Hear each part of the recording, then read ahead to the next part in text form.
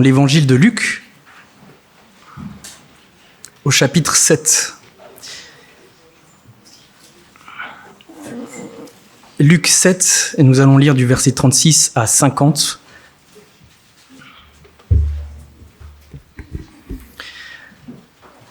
Un pharisien pria Jésus de manger avec lui. Jésus entra dans la maison du pharisien et se mit à table. Et voici une femme pécheresse qui se trouvait dans la ville, ayant su qu'il était à table dans la maison du pharisien, apporta un vase d'albâtre plein de parfums et se tint derrière aux pieds de Jésus. Elle pleurait, et bientôt elle lui mouilla les pieds de ses larmes. Puis les essuya avec ses cheveux, les embrassa et les oignit de parfum. Le pharisien qui l'avait invité, voyant cela, dit en lui-même : si cet homme était prophète, il saurait qui et de quelle espèce est la femme qui le touche. Il saurait que c'est une pécheresse. Jésus prit la parole et lui dit : Simon, j'ai quelque chose à te dire. Maître, parle, répondit-il. Un créancier avait 2 débiteurs. L'un devait 500 deniers et l'autre 50. Comme il n'avait pas de quoi payer, il leur remit à tous 2 leurs dettes. Lequel l'aimera le plus ?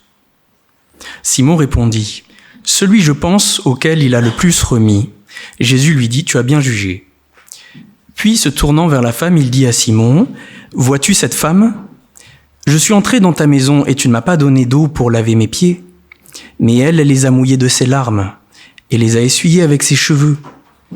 Tu ne m'as pas donné de baiser, mais elle, depuis que je suis entré, elle n'a pas cessé de m'embrasser les pieds. Tu n'as pas versé d'huile sur ma tête, mais elle a versé du parfum sur mes pieds. C'est pourquoi je te le dis, ses nombreux péchés ont été pardonnés, car elle a beaucoup aimé. Mais celui à qui on pardonne peu aime peu. Et il dit à la femme : tes péchés sont pardonnés. Ceux qui étaient à table avec lui se mirent à dire en eux-mêmes : qui est celui-ci qui pardonne même les péchés ? Mais Jésus dit à la femme : ta foi t'a sauvée, va en paix. Jusqu'ici la parole de Dieu. Celui à qui on pardonne peu aime peu. Ce texte nous parle, grosso modo, de 2 personnes qui sont toutes les 2 en relation avec Jésus ou avec Dieu. Et l'une d'entre elles est en relation avec Dieu dans un état d'esprit de reconnaissance, de conscience de ses fautes. Et l'autre personne, Simon, est dans sa relation avec Dieu dans une sorte de satisfaction de lui-même et de sentiment de sécurité. Et il juge Dieu d'égal à égal. Et ce matin, j'aimerais nous encourager à être comme cette femme pécheresse et à nous rendre compte qu'on est tous appelés à être comme cette femme pécheresse, des pécheurs pardonnés. Parce que je crois que nous avons tous en nous ce Simon qui juge Dieu d'égal à égal, qui vient vers Dieu en ayant l'impression d'être son égal. Ce message aura 3 parties. Première courte partie avec quelques éléments de contexte concernant ce texte, sa place dans l'Écriture et le contexte de Luc 7. La deuxième partie nous arrêter sur mieux comprendre la situation de ces 2 personnages et du message de Jésus à l'époque, quel pouvait être son message, notamment pourquoi cette femme pleurait, a autant pleuré. Et troisièmement, l'application, qu'est-ce que ça peut dire pour nous, et surtout les passages du verset 47, 48, 49 sur l'amour, celui à qui on a peu pardonné, beaucoup aimé, parce qu'il y a des questions de traduction aussi qu'il faut voir sur cette question. Alors, le texte et son contexte. Ce texte n'a pas d'équivalent dans le reste des évangiles, dans les 3 autres évangiles. Normalement, dans vos Bibles, vous avez un sous-titre avec quelques références croisées qui nous renvoient à d'autres textes où Jésus se fait laver les pieds aussi avec du parfum par une femme, qui est le texte de Marie de Béthanie. Mais ce texte de Marie de Béthanie est un peu différent, même s'il y a encore ce contexte de lavement des pieds avec un parfum, et où il y a aussi ce contexte où le public autour ne comprend pas et juge un peu cette femme. Mais le texte de Béthanie se trouve à Béthanie, et ici le lieu n'est pas indiqué, et très probablement on se trouve dans une autre ville, puisque ce texte est lié à ce qui se dit dans le reste du chapitre 7. Deuxièmement, le texte que nous avons lu prend place chez un pharisien nommé Simon, et les autres textes liés à l'histoire de Marie de Béthanie se trouvent chez Lazare, qui est un ami de Jésus. Donc le texte indique qu'il s'agit de deux histoires différentes, même si elles se ressemblent. Mais souvent, on imagine qu'il y a eu qu'un seul épisode, et puis on mélange les deux. Mais nous croyons que il y a eu deux événements qui se ressemblent, et je veux pas apporter toute une série d'arguments dans ce sens, mais on le pourrait, pour dire que c'est pas improbable que cet événement, ce type d'événement se soit reproduit. Mais comme notre temps est limité, j'ai pas envie de trop rentrer dans le détail sur ce sujet. Ce texte est dans la tradition chrétienne, on dit que cette femme était Marie de Magdala ou Marie-Madeleine. Mais rien dans le texte ne le dit. On dit cela parce que, la tradition a dit cela, parce qu'au chapitre 8, on parle ensuite de plusieurs femmes qui allaient avec les disciples et qui avaient été guéries de démons, délivrées de démons, dont Marie de Magdala, de laquelle étaient sortis 7 démons, nous dit le Luc 8, verset 2. Et donc, on a dit, ben voilà, il y a une femme qui est reconnaissante envers Jésus pour le pardon de ses péchés. Et après, on parle de Marie de Magdala, donc c'est sûrement cette personne-là. Mais le texte ne l'indique pas. Donc c'est une anonyme, en réalité. Et pour l'anecdote, c'est de ce texte que vient l'expression « pleurer comme une Madeleine ». C'est Marie-Madeleine. Et puis, elle a tellement pleuré qu'elle a pu laver les pieds de Jésus avec ses larmes. Voilà l'origine de l'expression « pleurer comme une Madeleine ». Alors, c'est un peu compliqué de comprendre ce qui s'est passé, quelle était la disposition de cette pièce. Et c'est un texte qui peut mettre un peu dans le flou parce qu'on se dit « mais comment elle a pu laver ses pieds ?» Elle s'est mise en scène, elle était au milieu. Qu'est-ce qui s'est passé en fait? Et il faut comprendre la disposition d'une salle à manger à l'époque. Donc en fait, à l'époque du 1er siècle au Proche-Orient, la culture romaine avait été importée depuis plusieurs siècles, puisque l'Empire romain avait été déjà depuis Alexandre le Grand, tout l'Orient avait été colonisé entre guillemets par des Occidentaux. Et déjà, Hérode, du temps d'Hérode, il y a eu plusieurs Hérodes, mais Hérode, le grand-père de l'Hérode du temps de Jésus, était gouverneur le roi en Israël, et avait importé les mœurs romains dans la culture juive, et notamment les élites s'étaient adoptées à ces mœurs romaines, au niveau des manières de manger notamment, et donc il y avait un dispositif qu'on appelle le triclinium, ça veut dire 3 banquettes, et les nobles, les riches mangeaient comme ça. Donc, vous aviez 3 banquettes disposées en U, et la nourriture était au milieu, et les gens étaient allongés sur le côté. Donc, vous tapez ça sur Internet, vous allez trouver des images, donc triclinium, vous allez voir 3 banquettes, et à cette époque, on a créé des immenses banquettes très larges, sur lesquelles un homme pouvait s'allonger tout du long, et plusieurs, comme des sardines. 1, 2, 3, 4, comme ça. Donc, en U. Ce qui fait que les gens pouvaient être très proches, et donc les pieds des personnes étaient de ce côté, et les têtes étaient vers le centre du U où il y avait à manger. Je ne sais pas si vous arrivez à voir. J'avais prévu une image, mais comme je suis quelqu'un d'avisé, j'ai laissé ma clé USB sur mon bureau. Mais je suppose que vous pouvez bien voir la scène. Et donc, cette disposition nous permet de comprendre d'autres textes de la Bible qui sont un peu flous. Par exemple, quand, à la fin de l'évangile de Jean, on dit que le disciple que Jésus aimait était couché sur la poitrine de Jésus. Moi, je me suis toujours dit, mais qu'est-ce qu'il faisait sur sa poitrine? C'est un peu bizarre, cette histoire. Et il y a des gens qui disent, des non-croyants, qui disent que il y avait de l'homosexualité parmi les disciples, regardez, Jean avec Jésus, etc. Mais alors, si vous comprenez qu'en fait, ils sont tous allongés en rang de sardines, il n'était pas forcément couché sur sa poitrine, mais c'était celui qui était couché devant lui. En fait, c'était comme ça qu'on mangeait. Donc voilà, tous les invités de Marc sont allongés, le centre de la pièce est là, et les serviteurs sont derrière contre le mur. Ils viennent à l'intérieur pour amener la nourriture, et les serviteurs sont derrière contre le mur. Donc je peux laver les pieds d'un invité, et sa tête est là-bas. Alors, j'ai vu une image sur Internet, tapant sur Google, c'est pas une grande recherche, des images pour l'école du dimanche où on voit Jésus à table, avec la femme sous la table en train de laver. Donc non, il n'était pas assis comme nous. Il était allongé comme ça, ses pieds étaient là, donc les serviteurs étaient tous contre le mur, et la tête était devant.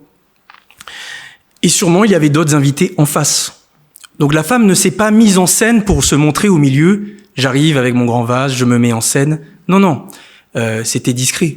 D'autant qu'à l'époque, laver les pieds, c'était quelque chose de courant parce que il n'y avait pas de route goudronnée, les chaussures étaient ouvertes, les gens marchaient, il n'y avait pas les transports en commun, il n'y avait pas les voitures. Donc les gens avaient les pieds poussiéreux, donc on leur lavait les pieds, c'était le rôle des serviteurs.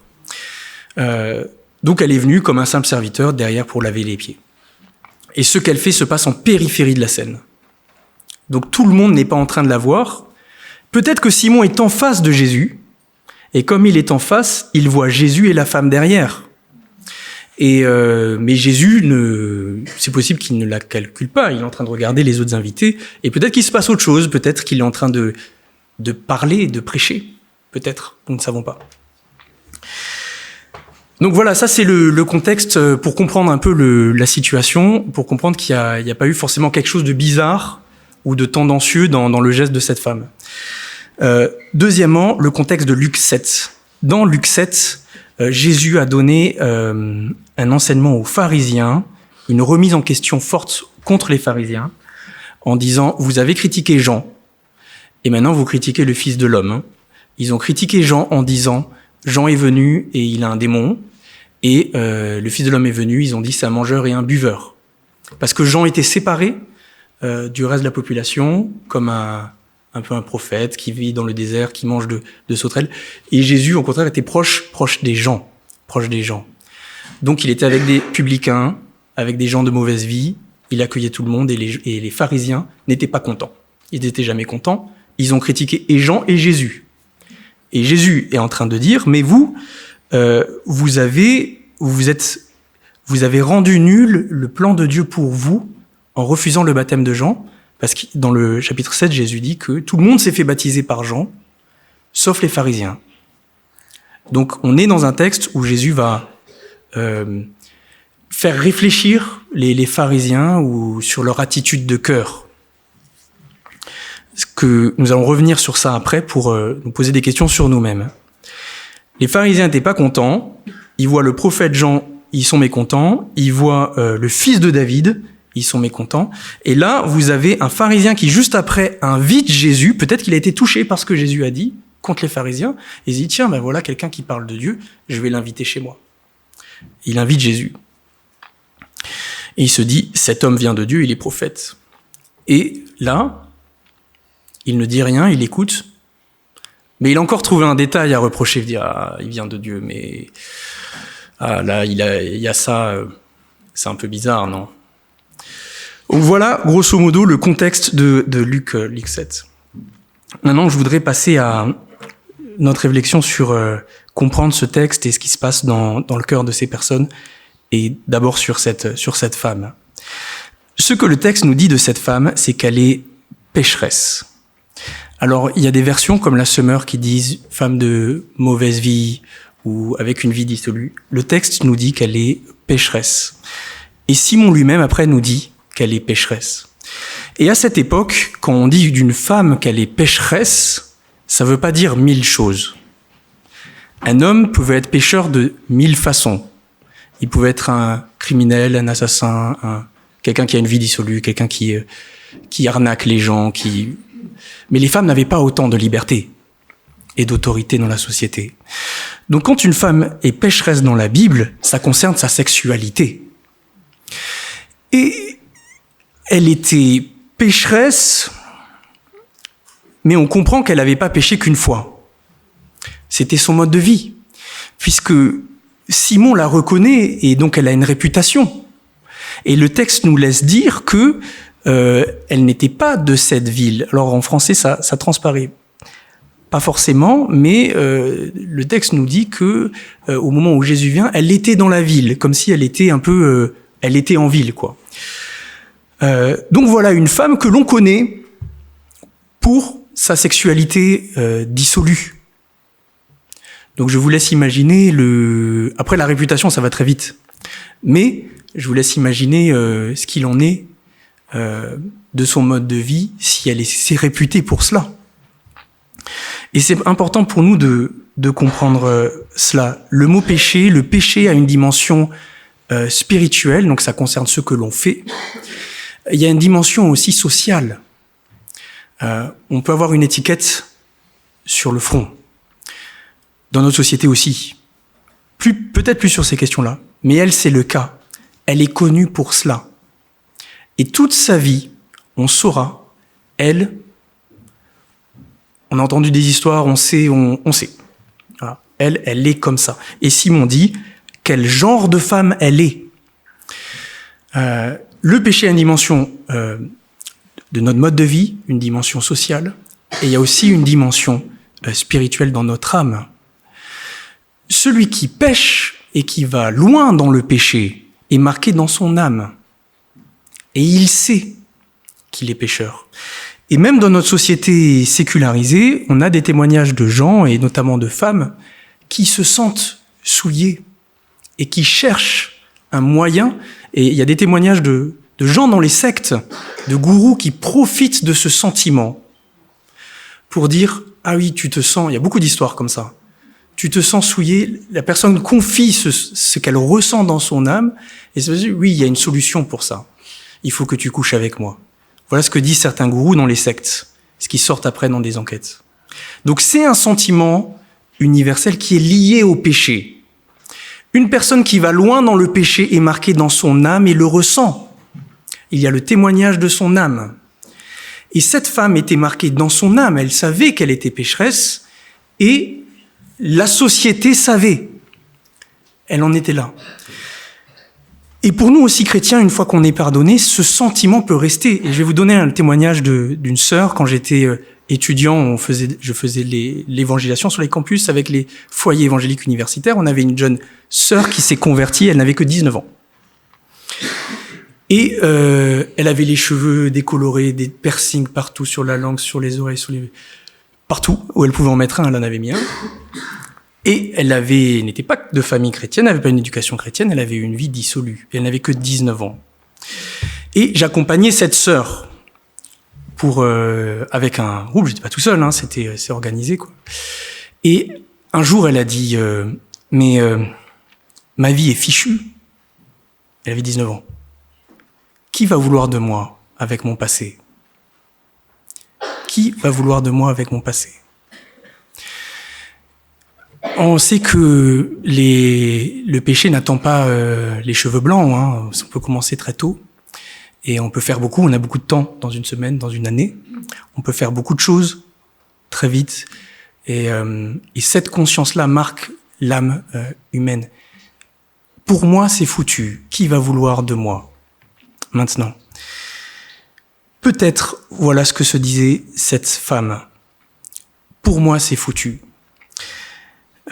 J'ai eu l'occasion de faire bien, mais ce que j'ai fait, les conséquences seront pour toujours. Qu'est-ce que c'est dramatique d'arriver pour un être humain, même jeune ou peu importe l'âge, de dire « pour moi c'est foutu, c'était derrière ». Et il n'y a pas que les péchés sexuels ou les femmes qui peuvent ressentir ça. Un homme aussi, ou même sur des choses moins graves moralement, on peut en arriver à ce stade-là. Dans la vie, on peut arriver à des moments où on fait des erreurs irréparables. Irréparables, même si la morale ne les condamne pas. On peut faire des erreurs dans la famille, dans le travail, contre soi-même, et des erreurs qui ont des conséquences irrémédiables, définitives. Et il y a beaucoup de gens qui font ces erreurs, qui font parfois qu'une seule de ces erreurs, mais aux conséquences irrémédiables, et qui disent « j'ai fait des erreurs ». Il a fait une erreur, mais il met au pluriel. J'ai fait des erreurs irrémédiables. On peut pas revenir dessus. Moi, j'ai eu l'occasion de faire bien, mais après, je pense à mes enfants. Voilà, pour les autres peut-être, mais pour moi non, c'est fichu.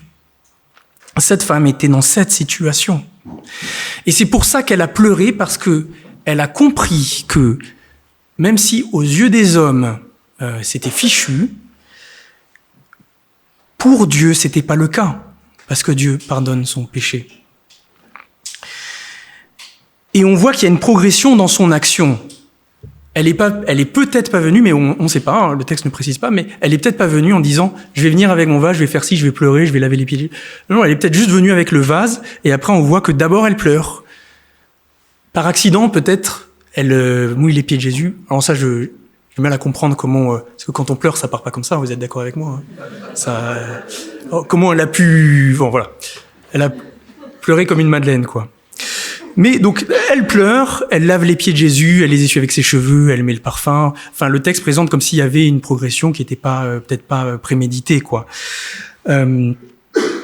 Peut-être que cette femme a entendu Jésus prêcher par avant et qu'elle est venue en sachant que ses péchés étaient pardonnés et qu'elle voulait peut-être offrir du parfum. Mais peut-être qu'elle ne savait pas, qu'elle a entendu parler de Jésus, qu'elle voulait le voir et qu'elle est venue et que ici, elle a entendu Jésus parler du pardon des péchés.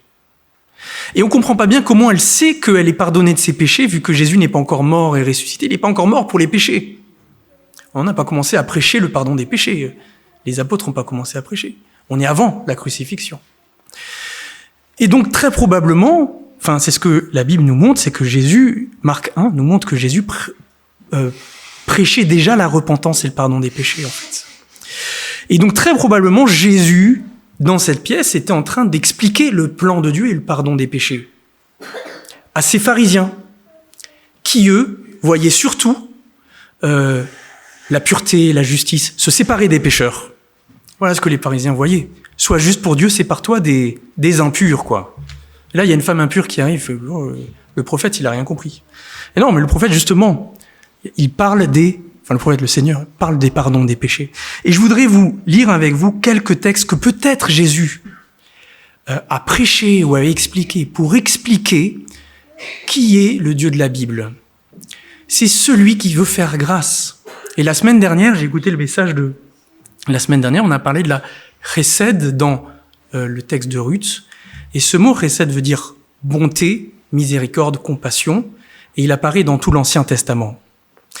Et dans le Nouveau Testament, on comprend que ce mot nous enseigne déjà la grâce de Dieu. Dieu est un Dieu qui fait grâce. Alors je vous invite à lire une collection de versets qui nous parlent de cette grâce. D'abord, le psaume 89, verset 3, qui nous dit « Je chanterai toujours les bontés de l'Éternel, ma bouche fera connaître à jamais ta fidélité. Car je dis, la bonté, la grâce, la chesed, a des fondements éternels. Tu as établi ta fidélité dans les cieux. » La grâce de Dieu est établie dans les cieux éternellement, plus littéralement, c'est ça que le texte dit. La grâce de Dieu est établie dans les cieux, fondée dans les cieux, pour l'éternité. Ésaïe 43, versets 24 et 25. Tu n'as pas à prix d'argent acheté pour moi des aromates et tu ne m'as pas rassasié de la graisse de tes sacrifices. C'est un reproche que Dieu fait à Israël. Mais tu m'as tourmenté par tes péchés. Tu m'as fatigué par tes iniquités. C'est moi qui efface tes transgressions pour l'amour de moi, et je ne me souviendrai plus de tes péchés. Le Seigneur qui dit, tu m'as fatigué avec tes péchés, mais pour l'amour de moi, j'efface, je ne me souviendrai plus de tes péchés. La Bible nous prêchait déjà, dans l'Ancien Testament, le pardon des péchés que les pharisiens n'ont pas su voir. Ésaïe 54, versets 6 et 9. Alors oui, peut-être après Ésaïe 54. On va prendre Jérémie 31. Jérémie 31, verset 34. Celui-ci n'enseignera plus son prochain, ni celui-là son frère, en disant « Connaissez l'Éternel, car tous me connaîtront, depuis le plus petit jusqu'au plus grand, dit l'Éternel. Car je pardonnerai leurs iniquités, je ne me souviendrai plus de leurs péchés. » Dieu qui pardonne. Jérémie 33, versets 7 à 9. Je ramène les captifs de Juda et les captifs d'Israël, et je les rétablirai comme autrefois. Je les purifierai de toutes leurs iniquités qu'ils ont commises contre moi. Je leur pardonnerai toutes les iniquités par lesquelles ils m'ont offensé, par lesquelles ils se sont révoltés contre moi. Je pardonnerai toutes leurs iniquités. Alors, Ésaïe 54, qui devait sûrement beaucoup parler à cette femme, prostituée, ou si elle n'était pas prostituée, elle péchait gratuitement, si on peut dire ça comme ça. Ésaïe 54. L'Éternel te rappelle comme une femme délaissée, au cœur attristé, comme une épouse de la jeunesse qui a été répudiée, dit ton Dieu. Quelques instants je t'avais abandonné, mais avec une grande affection je t'accueillerai. Dans un instant de colère, je t'avais un moment dérobé ma face, mais avec un amour éternel, j'aurai compassion de toi, dit l'Éternel, ton Rédempteur. Imaginez que Jésus était en train d'expliquer aux pharisiens dans cette salle que le plan de Dieu, c'est de pardonner les pécheurs. Et que cette femme entende ces passages-là, elle qui était foutue à ses yeux, elle a compris que foutue aux yeux des hommes, foutue à ses propres yeux, mais pardonnée aux yeux de Dieu. Ce qui était impossible à faire pour l'homme, Dieu l'avait fait pour elle. Et elle avait tellement eu conscience de la grandeur de cette grâce qui était impossible normalement, mais rien n'est impossible à Dieu, qu'elle s'est mise à pleurer. Et elle a pleuré tellement qu'elle a lavé les pieds de Jésus avec ses larmes et qu'elle a aimé, au point de prendre les pieds du Sauveur pour l'embrasser, alors embrasser ses pieds. C'était pas juste pour laver, elle voulait exprimer de l'amour. Pourquoi ? Peut-être qu'elle avait compris que c'était Jésus qui pardonnait les péchés, mais peut-être que c'était simplement qu'elle voulait honorer le prophète. Peut-être que pour lui, Jésus n'était qu'un prophète encore, à ses yeux. Mais c'était celui qui lui a annoncé la miséricorde, la grâce de Dieu. Et elle a aimé Dieu en aimant le pied de Jésus, au point de l'embrasser. C'est un excès d'embrasser les pieds de Jésus. Mais elle a exprimé son amour de cette manière-là. À côté, nous avons Simon. Simon accueille un homme de Dieu ou un prophète ou un prédicateur. Il ne sait pas trop, il ne s'est pas fait son avis. Mais en réalité, c'est le fils de David qui l'accueille. Et on a lu 1 Jean 5 ce matin qui nous dit que Dieu a témoigné, et il y a plusieurs choses qui ont rendu témoignage de Christ. Et qu'il y a un péché qui mène à la mort. Et vous savez qu'après, quand on étudie ce texte, on fait le lien avec les évangiles où le péché qui n'est pas pardonné, c'est le péché contre le Saint-Esprit. Et le Saint-Esprit est celui qui témoigne de Christ. Donc refuser le témoignage de Christ, c'est refuser le témoignage du Saint-Esprit, c'est ce péché-là. Et donc, cette femme a reçu le témoignage qui venait de Dieu et a accueilli Jésus. Elle a reçu Jésus, selon ce que Dieu voulait, comme celui qui pardonne les péchés ou qui annonce le pardon des péchés. Mais pas Simon. Pour Simon, Jésus était juste un homme. Et donc, il accueille le Seigneur en gardant une distance, et il est un peu son égal. Il va juger, il va jauger, il dit rien, mais il n'en dit pas moins, donc il pense beaucoup de choses. Et il va juger Jésus en se disant finalement, c'est pas vraiment un prophète. Il vient pas vraiment de Dieu. Il cherchait juste un petit détail, il a trouvé un petit détail. Il était content. Et c'est tout. Et il fait son chemin. Un peu indifférent. Et le reproche que Jésus lui fait, c'est « Tu ne m'as rendu aucun hommage ». Peut-être qu'un simple rabbi, il aurait prévu quelques hommages de laver les pieds ou l'accueillir comme quelqu'un qu'on respecte. Mais il n'a prévu aucun hommage pour Jésus. Et donc Jésus est en train de lui dire « Non seulement je suis prophète, je sais ce que tu penses, mais en plus, tu ne vois pas les choses de la bonne manière. Parce que pour Dieu, ce qui compte, c'est pas que la femme impure ne touche pas à l'homme de Dieu, c'est que la femme impure soit pardonnée. Et c'est que le Fils de l'homme soit honoré. Comment nous honorons le Fils de l'homme ? C'est une question que je voudrais nous poser. Et que je vais nous poser maintenant, même si c'est pas ce que j'avais prévu dans mon plan, mais Simon, c'est à la fois le chrétien de longue date comme nous, ou l'incroyant. C'est l'archétype des deux. C'est le chrétien de longue date parce qu'il se sent proche de Jésus, il accueille Jésus, et nous aussi, d'une certaine manière, on se sent proche de Dieu. On marche avec lui, on écoute sa parole, on vient, on prie, il nous parle, et on est satisfait. Et même la parole nous dit qu'on est d'une certaine manière les égaux de Christ, puisque nous avons été adoptés. On appelle Dieu Papa. Nous avons été appelés ses amis. La Bible dit qu'Abraham était appelé l'ami de Dieu. Jésus a dit « Je vous appelle pas mes serviteurs, mais mes amis ». Après sa résurrection, il dit « Va vers mes frères ». Il nous a appelés ses frères. Donc Dieu nous a élevés à l'égal pour être ses égaux, les égaux de Christ, d'une certaine manière, ses frères. Et nous le savons, et nous le vivons. Et on peut, comme Simon, oublier qu'on est juste des pécheurs pardonnés. On est appelés amis de Dieu, frères de Christ, enfants, mais c'est par grâce. Devant Dieu, je reste un pécheur pardonné. Et regardez l'attitude de Simon. Il est en train d'attendre des choses et il ne voit pas forcément les choses qu'il attend. Et nous aussi, on peut être comme ça. Mais Seigneur, j'ai prié toute la semaine. Pourquoi j'ai ces problèmes? J'ai donné tant à ton œuvre d'argent. J'ai donné ma dîme. Pourquoi tu me bénis pas conformément à ta promesse? J'ai fait ceci, j'ai donné tout mon temps. Je me suis sacrifié pour ton Église. Pourquoi tu permets que ceci m'arrive? Pourquoi je suis éprouvé? Pourquoi je ne peux pas avoir un peu de... Mais d'où je demande? Je suis un pécheur pardonné. Tout ce que j'ai pu faire pour Dieu ou tout ce que Dieu me donne d'être ne me donne aucun droit à regarder Dieu d'égal à égal et de juger l'œuvre de Dieu ou mes frères ou qui que ce soit.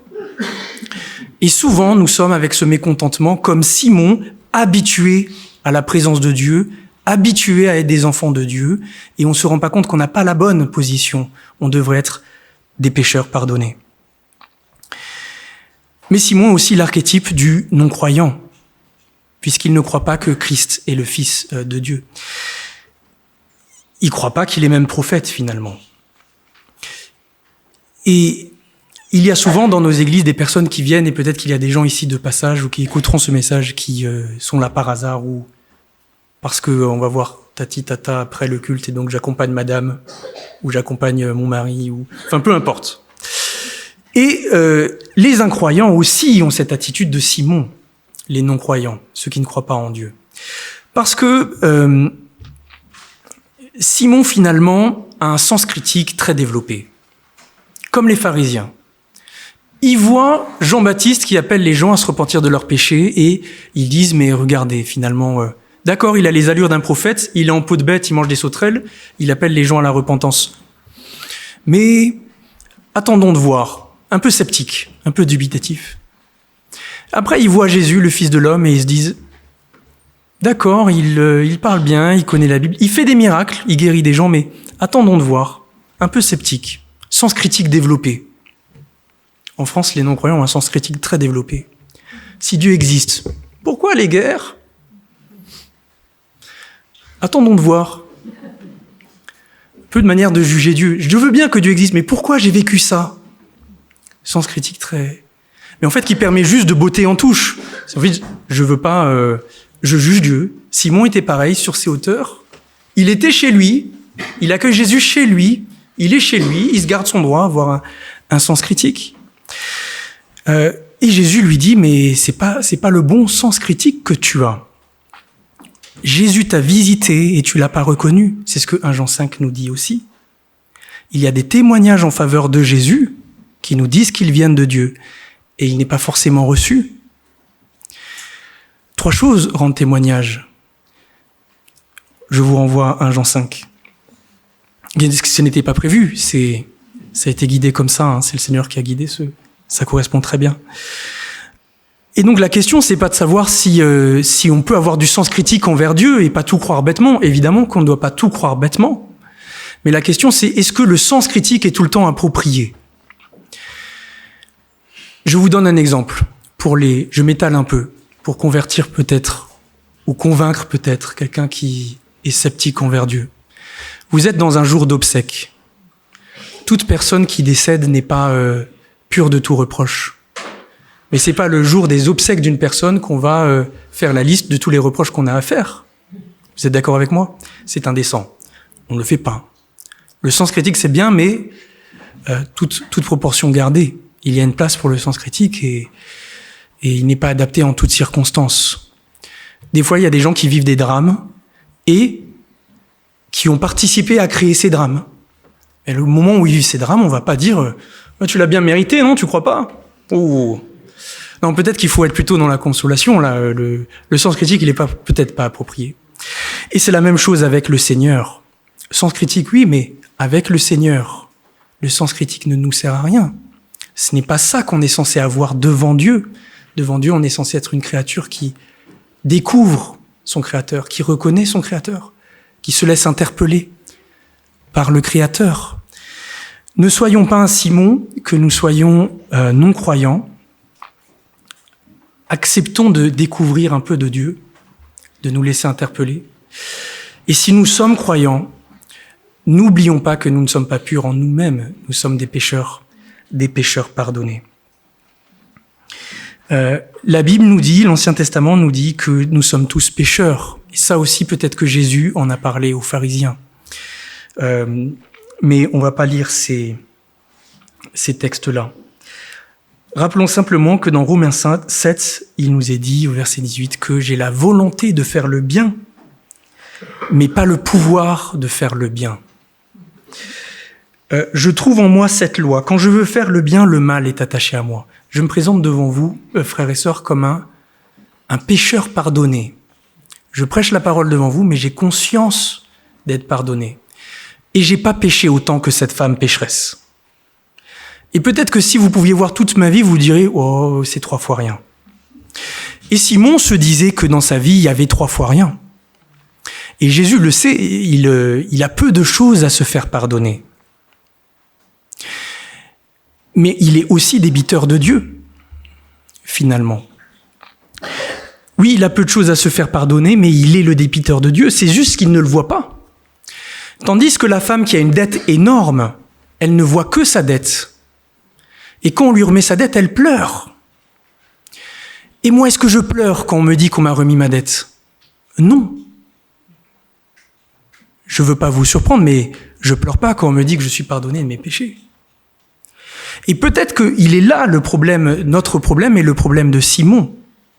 Je suis pardonné, mais je n'ai pas conscience de la hauteur à laquelle j'ai été pardonné. Et il y a un truc qui m'a marqué là quand j'ai relu le texte.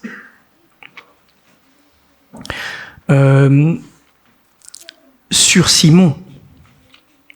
C'est qu'au verset 42, Jésus dit que les 2 débiteurs n'avaient pas de quoi payer. Il dit pas, il y en a un qui avait une dette de 50, l'autre de 500. Les 2 n'avaient pas de quoi payer. Les 2 n'avaient pas de quoi payer. Et c'est pour ça que nous sommes tous dans la situation de cette femme pécheresse. Parce que nous n'avons pas de quoi payer. Mais cette femme le sait. Et Simon le sait pas. La réputation de Simon, clean. La réputation de la femme, fichue. La conscience de cette femme, fichue. Elle le sait. La conscience de Simon, clean. Oh, j'ai pas trop de... Soyons des pécheurs pardonnés. Si je n'ai pas conscience de tout ce que le Seigneur m'a pardonné, c'est que l'Esprit ne travaille pas assez dans mon cœur pour me montrer les quantités de mes fautes. Dans mon boulot, il y a un conflit avec une personne, j'ai pas choisi, mais qui est mon ennemi. Cette personne est devenue mon ennemi. Est-ce que je pardonne à ceux qui m'offensent comme le Seigneur me pardonne? C'est un grave péché. Mais ma conscience va pas me réveiller tous les matins comme cette femme pécheresse. Donc je pense que je n'ai pas de péché. C'est difficile. Je voudrais faire le bien et je ne fais pas le bien que je voudrais faire ou que je sais devoir faire. Je suis orgueilleux. Je juge mon prochain, je me crois au-dessus de mon prochain, comme vous. Quand je dis moi, je parle de nous. Nous sommes orgueilleux. Nous ne pardonnons pas comme nous avons été pardonnés. Nous n'aimons pas notre frère. Et nous n'aimons pas Dieu. Qui ici peut dire « j'aime Dieu » ? Qu'as-tu fait qui montre ton amour débordant comme cette femme? Elle a pleuré, elle a embrassé les pieds, c'était plus fort qu'elle. Si Jésus était présent physiquement, elle a eu la chance d'avoir le corps du Sauveur. Alors quand il est là corporellement, on peut exprimer des choses. Pour nous, on n'a pas Jésus corporellement. Mais s'il était là, c'est ce que je me suis posé comme question avec ce texte. Est-ce que j'aurais un amour débordant à cause de mon péché qui a été pardonné? Et je vous cache pas que je sais pas comment, je n'en sais rien du tout et j'ai peur de savoir. Je pense que je serais un peu comme Simon. Oh, quelle joie, on est content, on est bien, on va manger, mais je serais pas à genoux en train de pleurer et de lui embrasser les pieds. Parce que on m'a pardonné peu, donc j'aime peu. Ou parce que je crois qu'on m'a pardonné peu. Et c'est ça le problème. Je crois qu'on m'a pardonné peu. En fait, on m'a beaucoup pardonné. On m'a beaucoup pardonné et je n'en ai pas conscience. Alors là, il y a ce texte, ce verset 47. Mais, je te le dis, ses nombreux péchés ont été pardonnés, car elle a beaucoup aimé. Ce verset pose un problème. Il faut que j'arrête. Le timing est explosé. Ce verset pose un problème parce qu'il sous-entend que le pardon vient de sa démonstration d'amour. Donc on le lit là, moi je suis dans la version second 75. Ses nombreux péchés ont été pardonnés car elle a beaucoup aimé. Si vous lisez la version Summer, les choses sont tournées dans l'autre sens. Et en fait ce texte est un peu compliqué à traduire parce que le texte original n'est pas très précis. Mais ici, la version seconde garde le sens des mots, l'ordre chronologique des mots. Mais en fait, car elle a beaucoup aimé, pour nous, signifie un lien de causalité. Donc, elle a aimé, donc elle est pardonnée. Mais dans la langue d'origine, ce petit mot qui va donner car dans ma traduction, peut avoir une pluralité de sens en fonction du contexte. Il peut parfois dire parce que ou c'est pourquoi. Parfois, c'est juste 2 points. C'est un petit mot qui peut avoir différents sens en fonction du contexte. Donc, il y a une différence, une possibilité d'interprétation de ce verset qui fait que on peut traduire dans les 2 sens. Et il pose problème parce que le reste de la Bible nous dit qu'on est pardonné gratuitement et non pas à cause de quelque chose qu'on aurait fait, n'est-ce pas? Et donc la Summer traduit, même si souvent la Summer traduit de manière libre, là ici elle traduit peut-être mieux en disant que parce qu'on lui a beaucoup pardonné, la voilà, elle a témoigné beaucoup d'amour, ce qui est moins littéral, mais peut-être que le sens est mieux préservé. Dans 1 Jean 5 et 1 Jean 4 avant, on nous dit comment aimer. Et c'est la question que je veux nous poser ce matin. Je ne peux pas pleurer ou embrasser les pieds de Jésus, mais peut-être que je peux voir quel est l'amour que j'ai pour le Seigneur à cause du pardon qui m'a été fait. Comment? Là, on a vu pourquoi. Le comment, je vous renvoie à 1 Jean 5, 1 Jean 4. Principalement, c'est l'amour du prochain et l'amour du frère. Personne ne peut dire qu'il aime Dieu s'il n'aime pas son frère, et celui qui aime Dieu, qu'il aime son frère. C'est ce que nous dit 1 Jean 4 et 1 Jean 5. C'était guidé par le Seigneur, je pense, de lire ces textes-là. Comment je peux embrasser les pieds de Jésus? En embrassant mon frère, en effaçant ses fautes, en étant miséricordieux envers lui, en étant patient, aimant. Dieu nous a donné son corps, finalement, et puis notre prochain. Une deuxième manière dont on peut aimer Dieu, c'est en se consacrant à son œuvre. Ça nous coûte de servir, mais ce n'est pas quelque chose de méritoire, c'est quelque chose qui coûte. Mais c'est quelque chose de nécessaire et qu'on fait par amour pour Dieu, non pas par devoir, mais par amour. Peut-être pouvons-nous faire plus pour l'avancée de l'œuvre de Dieu, mais pas parce qu'on le doit, parce qu'on aime, parce qu'on a aimé. Peut-être qu'on peut aimer Dieu en nous consacrant aux dons que Dieu nous a donnés pour servir. Moi, je le fais sur l'enseignement, on peut pas tout faire. Il y a des pauvres à visiter, il y a des gens à encourager. La Bible dit que l'encouragement, c'est un don. Il y a des gens à encourager dans l'Église, il y a des gens à évangéliser, il y a des gens à accueillir, il y a des gens à enseigner, il y a toutes sortes de dons qui peuvent se pratiquer. Et que nous délaissons parce que, évidemment, nous avons tous nos vies, un travail. Moi-même, j'ai un travail à temps plein. Et c'est coûteux de servir mais parce qu'on aime. Parce qu'on aime, on veut donner plus au Seigneur. Je vous invite à prier et à nous rappeler les béatitudes dans Matthieu 5 qui dit « Et heureux les pauvres en esprit, heureux les affligés, et soyons des pécheurs pardonnés. » Moins sûrs de nous, de notre justice, des pécheurs pardonnés. Car au final, c'est ça ce que le Seigneur aime, c'est cette humilité que produit sa grâce en nous. Prions. Notre Dieu, nous sommes devant toi humblement, avec uniquement ton sang à t'apporter, ce que toi tu as fait, ton œuvre, et reconnaissant.